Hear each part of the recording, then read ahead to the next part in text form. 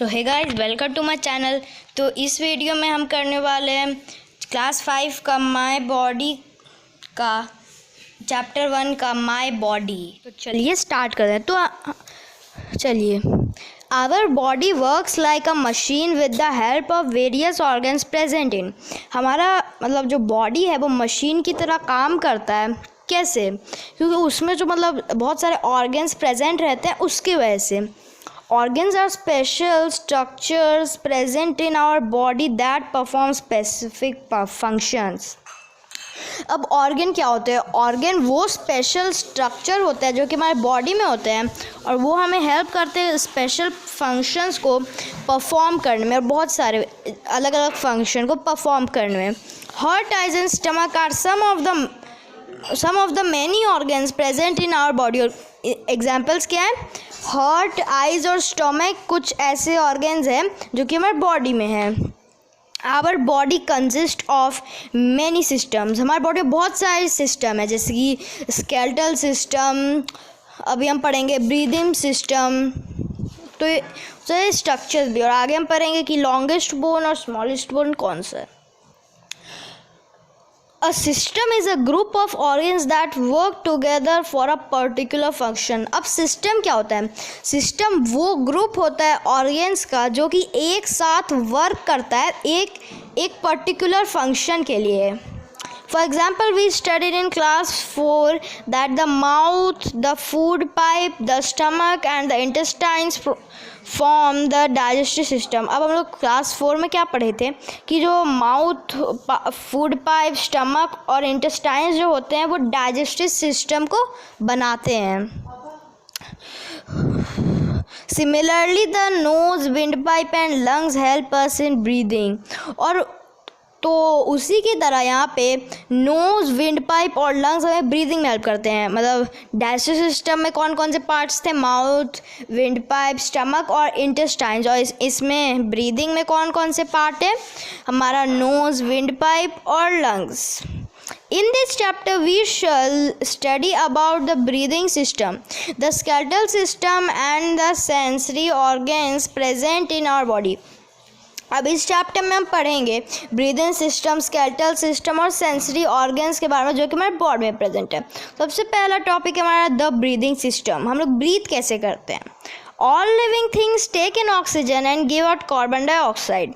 सारे मतलब जो जीते हैं, जो जिनकी लाइफ है, वो ऑक्सीजन को लेते हैं और कार्बन डाइऑक्साइड को देते हैं ट्रीज को फोटोसिंथेसिस के लिए। This process is called breathing. और इसी प्रोसेस को हम लोग क्या बोलते हैं? Breathing. The process of breathing takes place continuously without any rest in all living beings. जो ब्रीदिंग होता है इसकी हम लोग तो सो जाते हैं, पर जो हम लोग का मतलब जो ब्रीदिंग होता है वो अगर मतलब थोड़ा टाइम के लिए भी रुक जाएगा तो हम लोग मतलब मर जाएंगे। इसीलिए ब्रीदिंग मतलब हमेशा होते रहता है, हर सेकेंड में ब्रीदिंग होते रहता है। ब्रीदिंग कोई रेस्ट नहीं लेता है, यानी कि वो आराम नहीं करता है, वो अपना काम करते रहता है। If this process stops for more than 2 minutes the living being can die.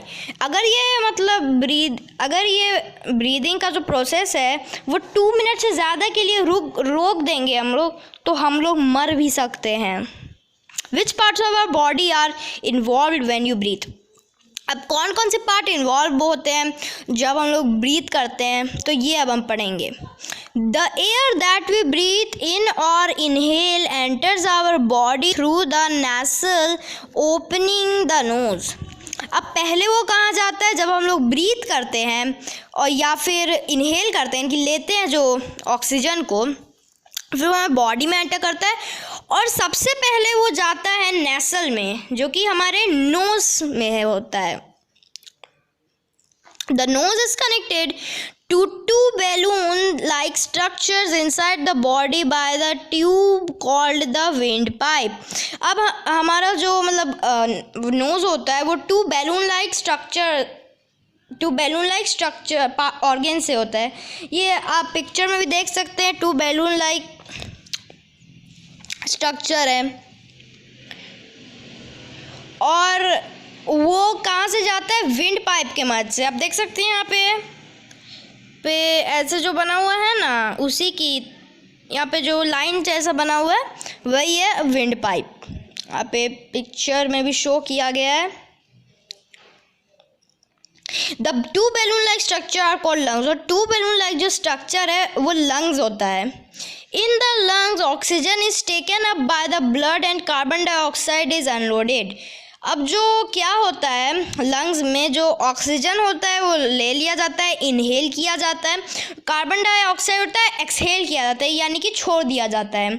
This carbon dioxide is then driven out of the body और एक्सहेल्ड थ्रू द नोज, और फिर यही कार्बन डाइऑक्साइड उसके बाद हम लोग उसे छोड़ देते हैं, एक्सहेल कर देते हैं नोज की मदद से। The oxygen rich blood from the lungs is circulated to all parts of our body. और सॉरी, अब जिस ब्लड में ऑक्सीजन रहते हैं कि जो ऑक्सीजन रिच ब्लड रहता है लंग्स से, वो मतलब सारे पार्ट्स में चले जाता है, हमारे बॉडी के सारे पार्ट्स में। मतलब हमारे मतलब ऑक्सीजन सारे पार्ट्स में जाना ज़रूरी है। Blood also collects carbon dioxide from all parts of the body and brings it to the lungs. अब जो ब्लड क्या करता है, वो कार्बन डाइऑक्साइड को हमारे बॉडी से मतलब लंग्स में जाके दे देता है, तभी लंग्स जो है उसे नोज़ के थ्रू कार्बन डाइऑक्साइड को बाहर निकालता है। वी दस understand that during the breathing process oxygen is consumed by the body.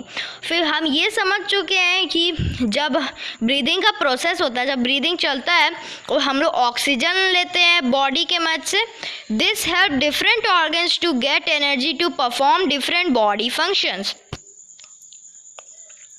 और फिर यही हेल्प करता है अलग अलग बॉडी ऑर्गन्स को एनर्जी देने में, ताकि वो अलग अलग फंक्शंस, अलग अलग कामों को कर सके। Also carbon dioxide is driven out of the body as a waste product. फिर कार्बन डाइऑक्साइड को हम लोग निकालते हैं वेस्ट प्रोडक्ट की तरह। Our breathing system is always at work because we have to keep breathing all the time. और हमारा जो ब्रीदिंग सिस्टम होता है वो हमेशा काम करते रहता है, क्योंकि हमें हर समय ब्रीदिंग करना ज़रूरी है, वरना हम मर जाएंगे। Physical exercises like running, walking and playing help to keep our body and our breathing system healthy. अब जैसे फिजिकल एक्सरसाइज जैसे कि रनिंग, वॉकिंग और प्लेइंग है, ये हेल्प करता है हमारे body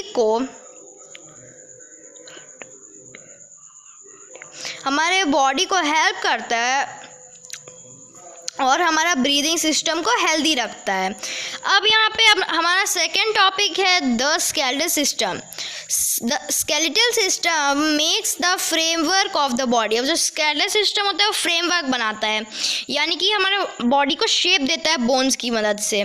it gives shape and support to the body. अब ये शेप देता है जैसे मैंने आपको बताया, और सपोर्ट भी देता है बॉडी को।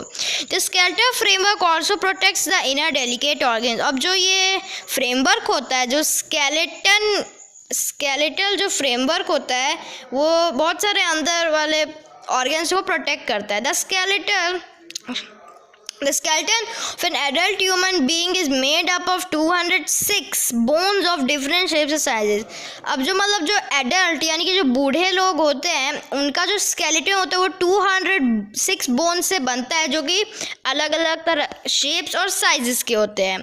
Bones are hard and strong structure. Bone जो है वो हार्ड रहता है और स्ट्रॉन्ग भी रहता है। They are made up of calcium, phosphorus and other some minerals. जो वो है वो कैल्शियम का बना हुआ रहता है, फॉस्फोरस का और अदर मिनरल्स का, जैसे कि आयरन हो गया, आयोडीन हो गया, ये सब। Bones are living entities. अब बोन्स जो है वो लिविंग एंटिटीज़ है। They have channels that contain blood vessels. अब उनमें जो है चैनल्स होता है जो कि ब्लड वेसल को कंटेन करता है। They also have nerves that are necessary to keep them alive. तो उनका हमारे पास नर्व भी होता है जो हमें हेल्प करता है ज़िंदा रहने में। That is why we feel pain when any of our body bone gets hurt. इसीलिए हम लोग को दर्द होता है जब भी हमें कोई भी पार्ट में मतलब चोट लग जाता है, इसीलिए हमें पेन फील होता है। तो आज के लिए इतना ही। वीडियो पसंद है तो लाइक और सब्सक्राइब कीजिएगा। पार्ट 2 मैं जल्द ही लाऊंगा।